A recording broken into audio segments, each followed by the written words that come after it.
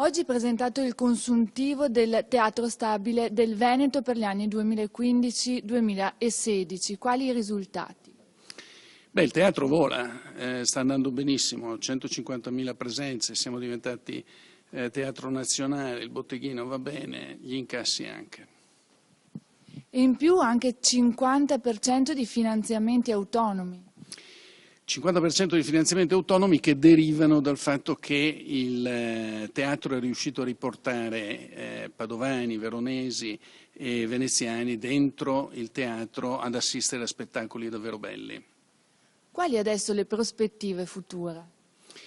Beh, innanzitutto coinvolgere le nostre comunità cittadine, poi coinvolgere meglio, di più, tutta la cultura del Veneto, perché il Teatro Nazionale del Veneto è una realtà importante che qualifica tutta l'offerta della regione. Abbiamo avuto questa idea di articolare diversamente la programmazione e abbiamo notato come anche gli abbonati, oltre al pubblico generico, con l'ultima stagione sono tornati a crescere e, come dire, è il primo segnale quello del pubblico fidelizzato, il pubblico che è appassionato al teatro, e quando gli appassionati ritornano a teatro significa che le scelte che abbiamo fatto, il lavoro che stiamo facendo va nella giusta direzione e ovviamente proseguirà per la prossima stagione che stiamo preparando e che presenteremo fra un mese circa.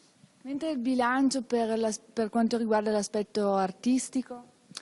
Anche questo ci lascia molto soddisfatti. Abbiamo svolto un interessante questionario di valutazione con il pubblico, abbiamo ottenuto una sostanziale approvazione rispetto alle nostre stagioni. Un discorso a parte poi andrebbe fatto per le nostre produzioni, perché ricordiamo, noi non siamo solo un teatro che programma e ospita, ma siamo un teatro che produce.